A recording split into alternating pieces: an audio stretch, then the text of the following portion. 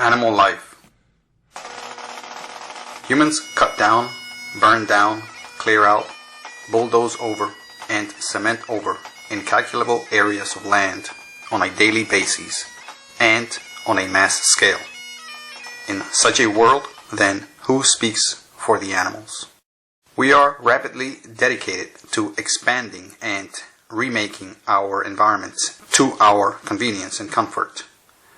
Everywhere we go settle, we clear out ancient trees and rare plants, and empty dry ponds and streams to build our homes, businesses, and industries.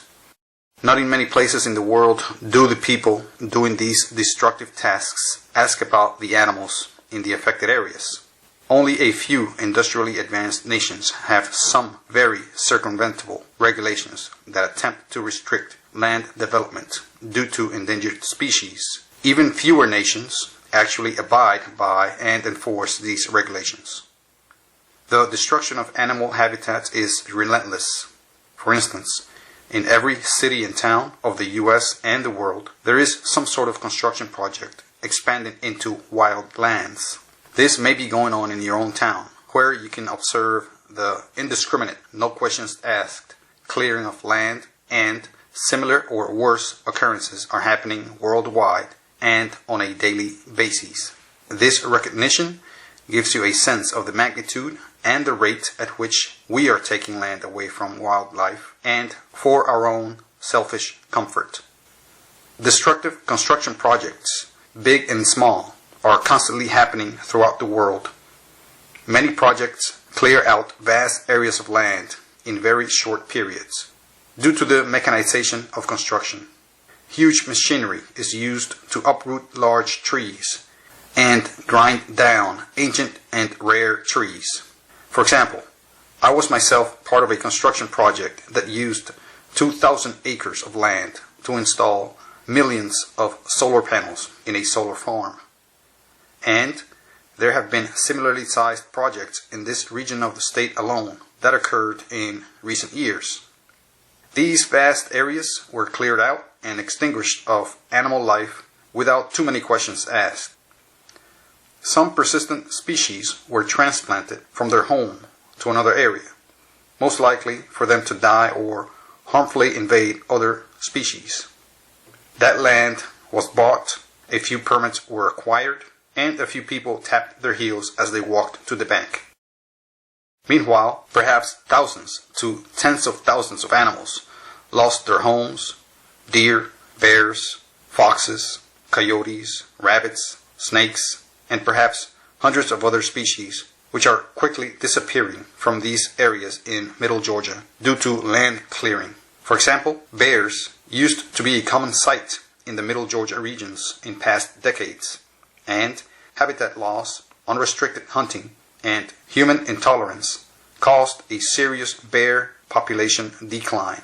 I've lived in this area for over 15 years and have only seen one bear in the wild.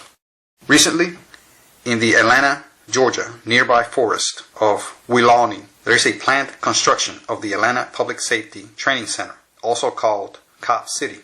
This planned $90+ million facility would clear 85 acres of pristine forest lands and repurpose it for use by various law enforcement agencies and the movie industry. Widespread protests have occurred since the plans were made public. As of this writing, dozens of peaceful protesters have been jailed, and some were unusually charged with domestic terrorism and racketeering charges. One protester was shot 57 times and killed during a police raid of a protester camp. Evidence showed this protester was unarmed. This heavy-handed government response to build a frivolous and damaging facility on stolen indigenous land shows the aggressiveness of corrupt money interests in the city of Atlanta and the carelessness that exists for wild and critical ecosystems. Further south, in Florida, one of the most unique wildlife areas in the world, the Florida Everglades, have been under attack by human land clearing activities for at least 100 years. There, the land has been drained, burnt, and razed to make room for human habitation and farming, in the process eradicating countless numbers of species of animals and plants and their habitats. I happened to live near this area in my youth, and every year in the 1990s, new communities were built further west into the Everglades lands. Although these lands are supposedly protected by state and federal governments, projects have and continue to get approved for major and polluting roads and polluting communities, shopping malls, and farmland. Not to mention that the original human inhabitants of this area, the Seminoles, are now corralled in a tiny area in the middle of the Everglades, the Big Cypress Indian Reservation. These people have no choice but to expand outward into the pristine wildlife areas as their population grows. Many wildlife areas in the U.S. are in similar or worse peril, too numerous to begin to list here. In other countries, the taking of animal habitat seems to get even more egregious as less restrictions generally exist. Expansion into the forest of Central and South America is also occurring at alarming rates. The feverish growth of Asian and African cities can give you a hint into the widespread destruction of animal habitat. The expansion of farmlands to support growing cities generally takes the most land away from wildlife. Currently, over 90% of all mammals that inhabit Earth are humans and livestock.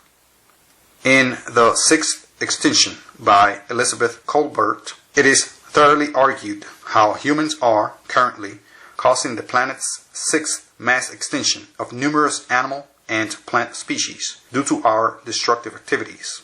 Kolbert authoritatively argued that by profoundly reshaping natural habitats, we weaken and fragment animal populations. Animals cannot just get up and relocate when we decide to build a housing complex on their land. Many animals will attempt to remain or return to that area to live and breed, often coming in contact with humans and vehicles, thus handing many of these relocated animals a death sentence. Another topic, too large to even scratch the surface here, is the problem of deforestation of the Amazon forest in South America.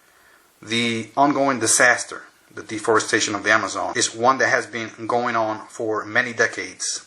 As a reminder, the Amazon is the largest and most biodiverse rainforest area of the planet, and it also happens to be the world's largest above-ground carbon store. It is also home to some of the few and precious remaining independent indigenous communities in the world. Yet, we have been ignorant, greedy, and savage enough to destroy and continue destroying vast and growing areas of these forests. Per the Rainforest Foundation, a depressing 17% of the Amazon has been lost to human activity and deforestation. In 2019 alone, 2.60 million hectares of forest cover was lost. This is on top of the already lost over 90% of Brazil's Atlantic rainforests. Among the most egregious crimes to animal and plant life in the world occurred in Australia between the summer of 2019 and early winter of 2020.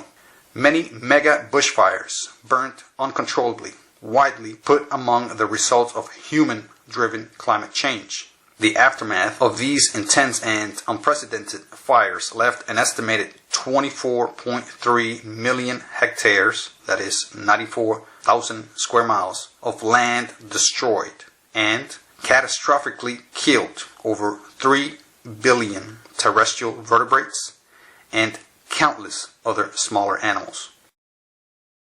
Some endangered species are believed to have become extinct due to these mega fires. The breadth and scale of the loss of the habitat and animal life of this disaster is still hard to understand. The capacity for destruction of other animal species that we humans have achieved is stomach-churning and vomit-inducing. We really have been a shame in the eyes of a creator as the shepherds of all life here on earth, and if we were somehow to be judged on our deeds and to make the earth a better place, the word miserable would be a compliment. The protection of animal and plant life simply is a paramount reason to choose to live off the grid. In doing so, you are effectively turning your back on the machinery that has allowed for so much destruction and pillaging of animals and their homelands. Turning your back on the fossil fuel industry, which has allowed the pollution of countless hectares of land and water worldwide. Turning your back on the logging industry that has cleared so much precious wild land. Turning your back on the inefficiency and greed and uncontrolled expansion which has altered and destroyed so many millions of acres of land unnecessarily and without much regard to its original inhabitants, including indigenous peoples and animals. Living off the grid allows you to think more in sync with nature and animal life and become more caring and efficient when using natural resources for energy and food. Living sustainably allows you to not require several thousand-acre farms for your food or a 100-acre power plant for your electric energy, therefore sparing all that land for those other creatures that help make this planet habitable. So, for the sake of biological diversity and a healthier overall planetary environment, we must protect animal life. You see, we depend on other species for countless processes that we don't directly experience. For example, if termites and similar bugs did not break down dead trees, forests as we know them would simply not exist. And if we exterminated all roaches, so would we be exterminating many types of majestic birds that feed on them. You see, our world is interconnected through biodiversity. And the reasons why biodiversity is important are too many to exhaust here. So, we speak for the animals. We, the conscious and compassionate, the humane and aware. We must demand limits to the rampant and reckless human expansion into animal habitats. We must protest the obvious abuses and crimes against animals, their habitats, and ecosystems.